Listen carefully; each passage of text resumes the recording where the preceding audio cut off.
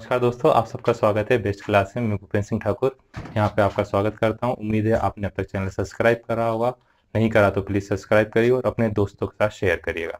आज हम पढ़ेंगे हाउ टू स्टडी मैथ्स। तो हाउ टू स्टडी में मैथ्स कैसे पढ़ना है, तो हम हर एक क्लास में आते हैं, सभी लोग अलग अलग लोग बताते हैं अलग तरीके से कैसे पढ़ना है। तो ऐसे मैंने बहुत सारे तरीके सीखे थे, तो उसमें से मुझे 5 सबसे अच्छे जो तरीके लगे वो आपके लिए मैं लेके आया हूँ कि आपको हेल्प मिल सके मैथ्स पढ़ने। तो उसमें से पहला है ना, उसमें फर्स्ट कौन सा है हमारा, प्रॉपर नोट्स। प्रॉपर नोट से क्या मतलब है, फेयर कॉपी बनाना नहीं। प्रॉपर नोट से मतलब है कि हम ऐसे नोट्स बनाएं कि जिससे हमको पढ़ने में समझ में आए, किसी और से हमको मतलब नहीं है। हम पढ़ रहे हैं तो हमारे नोट्स हमको समझ में आना चाहिए, कौन सी चीज़ कहाँ से आ रही है, हर एक तरीके से लिखा जाए। और जो भी क्वेश्चन है वो पूरा क्वेश्चन कैसे सोल्व करा है, कौन सी चीज़ कहाँ से आ रही है, उसको पूरी डिटेल में लिखें। नहीं आ रहा है तो कोई से पूछें और उसके बारे में उसमें कुछ भी ऐसा नहीं छोड़ें कि जो हमको नहीं आ रहा हो।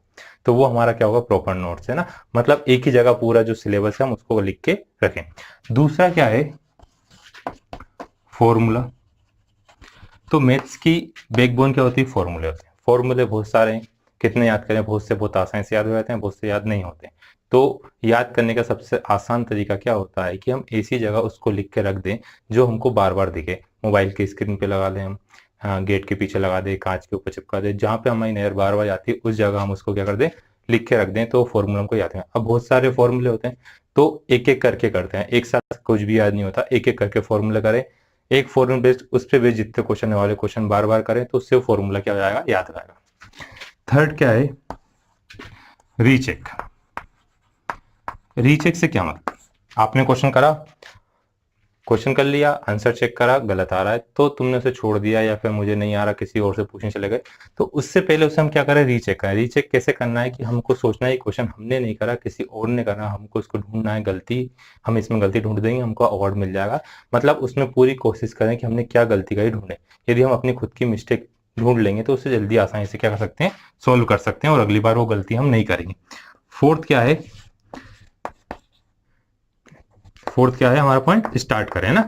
स्टार्ट करें मतलब ट्राई करें। क्या होता है बहुत बार की क्वेश्चन हमने पढ़ा, वर्ड प्रॉब्लम आए या कुछ आया तो हमको तो आता ही नहीं है, एक दो लाइन आती है, हमने सोचा है इसका आंसर क्या आएगा, हम कैसे लेके आएंगे, हमको हो सकता है उसका आंसर भी याद हो, बीच के स्टेप नहीं आ रही है, तो कैसे करें।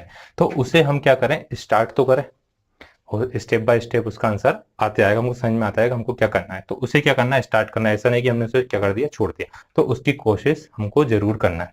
और फिफ्थ सबसे इंपॉर्टेंट पॉइंट है जो हमारा, रेगुलर प्रैक्टिस। Regular practice. अब रेगुलर प्रैक्टिस ऐसे नहीं कि पूरे साल भर तक हम रोज पढ़ते गए, एक महीने तक कंटिन्यूस पढ़ रहे हैं। उसका मतलब ऐसा है कि हमने एक टाइम फिक्स कर लिया कि हमको आधे घंटे या 1 घंटे या 2 घंटे, जितना भी हम टाइम फिक्स करना चाहते हैं एक सब्जेक्ट के लिए, हमने उतना टाइम फिक्स कर दिया, हमको उतना रेगुलर पढ़ना है। और अब ऐसा नहीं कि पूरे वीक के 7 दिन पढ़ रहे हैं हम कंटिन्यूस, क्योंकि नहीं पढ़ पाते, दिक्कत आती है, तो 4 दिन पढ़े, 5 दिन पढ़े, 6 दिन पढ़े, पर हम फिक्स कर रहे हैं कि इतने दिन ये सब्जेक्ट हम इतनी देर के लिए जरूर पढ़ेंगे। तो उम्मीद है आप सबको पांचों पॉइंट समझ में आए होंगे। नहीं आए तो और मेरे से पूछ सकते हैं, और आपके भी कुछ सजेशन होंगे वो भी मेरे साथ क्या कर सकते हैं, शेयर कर सकते हैं। तो ट्राई करेगा, पांचों नोट पॉइंट को आप फॉलो करें और मेरे को बताइएगा आपको कुछ हेल्प मिली या नहीं।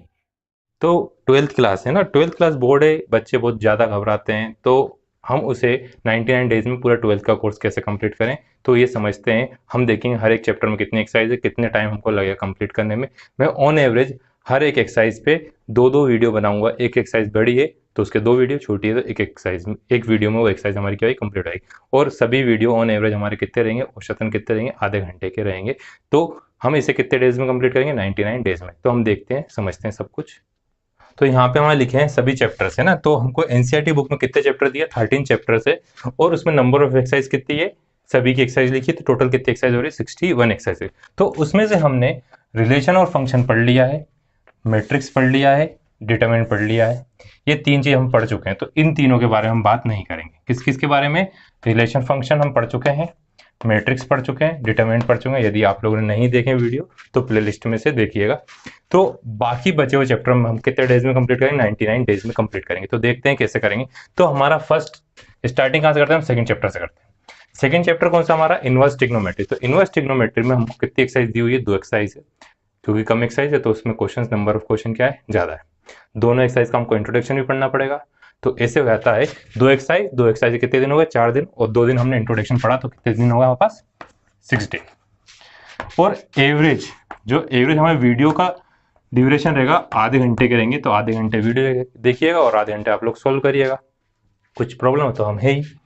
नेक्स्ट है कंटिन्यूटी और डिफरेंशियबिलिटी। तो इसमें नंबर ऑफ एक्सरसाइज कितनी है, 7 एक्सरसाइज। पर एक्सरसाइज में नंबर ऑफ क्वेश्चन कम है, एक क्वेश्चन भी इजी है, और हर एक क्वेश्चन के लिए सिर्फ क्या फॉर्मूला है ना, तो फॉर्मूला हम पढ़ लेंगे, कंटिन्यूटी समझ लेंगे, और उससे रिलेटेड जो डाउट होंगे, बड़े क्वेश्चन होंगे, उसमें हम एक्स्ट्रा डेज लेंगे। ऐसे करके इसे कितने डेज में कंप्लीट करेंगे हम, 9 डेज में। नेक्स्ट है एप्लीकेशन ऑफ डेरिवेटिव, क्योंकि हमने जो डिफरेंशिएशन यहाँ पे पढ़ा है उसकी एप्लीकेशन है, और उसमें 5 एक्सरसाइज है।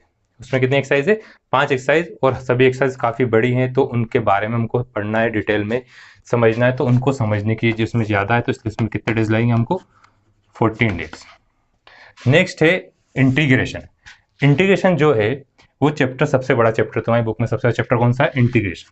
इसमें कितनी एक्सरसाइज दी हुई है, 11 एक्सरसाइज दी है, उसमें नंबर ऑफ क्वेश्चन भी ज़्यादा है, पर सभी क्या है, फॉर्मूले बेस्ड हैं, तो बहुत आसानी से आएंगे। ये कितने डेज में कंप्लीट होगी, हमारे 15 डेज में कंप्लीट होगी। हमने कितने दिन लिए, 15 दिन हो सकते हैं। अब इसमें एक्सरसाइज ज़्यादा है तो मैं थोड़ा ज़्यादा दिन बढ़ा लेते हैं, 18 कर लेते हैं। सब ऑन एवरेज ले रहे हैं, इससे ज़्यादा दिन भी हो सकते हैं, 1-2 दिन ज़्यादा हो, 1-2 दिन कम हुआ है, हम ऑन एवरेज लेके चल रहे हैं ना। तो उसका है एप्लीकेशन ऑफ इंडिकेशन, बहुत छोटा चैप्टर, एक क्वेश्चन आता ही है 5 नंबर का इसमें, तो सिर्फ इसे समझने हम कितने दिन लेंगे, 4 दिन लेंगे। उसका है डिफरेंशियल इक्वेशन। इसमें 6 एक्सरसाइज दी है, 4 टाइप के हमको डिफरेंशियल इक्वेशन पढ़ना है, तो 6 तो हम कर लेते हैं, 11 दिन मान लेते हैं इसको। फिर नेक्स्ट है वेक्टर, तो वेक्टर का बेसिक पढ़ना है, 4 एक्सरसाइज है, 4 एक्सरसाइज का अपन डबल भी करें तो 8 दिन हो रहे, 1 दिन एक्स्ट्रा लेते हैं हम, 9 डेज। फिर इसमें 3 एक्सरसाइज, इसमें नंबर ऑफ फॉर्मूले क्या थोड़े ज़्यादा, जो 3D हमारी, तो 3D हमने लास्ट ईयर भी पढ़ी है, तो इसमें एक्सरसाइज कितनी है, 3 है, तो 3 एक्सरसाइज हम 2 पार्ट में भी डिवाइड करते हैं, तो 6 दिन होते हैं, पर सभी का हमको इंट्रोडक्शन पढ़ना पड़ेगा, इसलिए इसमें भी कितने दिन मान लेते हैं हम, 9 डेज मान लेते हैं। 12th है चैप्टर लीनियर इनइक्वालिटीज, तो ये लास्ट ईयर ही पढ़ा था हमने, लीनियर इक्वालिटीज, इनइक्वालिटीज की इक्वेशन कैसे बनाते थे। तो इसमें कितनी एक्सरसाइज है, 2 एक्सरसाइज है, तो हम इसे कितने दिन मान लेते हैं, 4 दिन मान लेते हैं। और प्रोबेबिलिटी, ये तो 8th क्लास से हमारे पीछे पड़ी हुई है, 5 एक्सरसाइज है इसमें, तो 5 एक्सरसाइज का हम डबल भी कर दें, 15 दिन या 13 दिन से, 13 से 15 दिन के बीच में हम इसको मान लेते हैं। तो ये ऑन एवरेज 90 और 99 के बीच में हो रहा है, तो हम उसके हिसाब से पूरा पढ़ेंगे। कुछ दिक्कत आती है तो हम ही इसके अलावा भी कुछ एक्स्ट्रा वीडियो ये ज़रूरत पड़ी तो वो बनाएं, और इसमें जो 11th क्लास का, तो 11th क्लास की वीडियो हम पहले से बना के रखेंगे, आपको दिक्कत ना है। इसलिए हम 3 चैप्टर तो पढ़ चुके हैं, रिलेशन ऑफ फंक्शन पढ़ चुके हैं, मैट्रिक्स पढ़ चुके हैं, डिटरमिनेंट पढ़ चुके हैं। तो यदि आप लोगों को इसमें कुछ समझ में नहीं आया तो मेरे से ज़रूर पूछिएगा।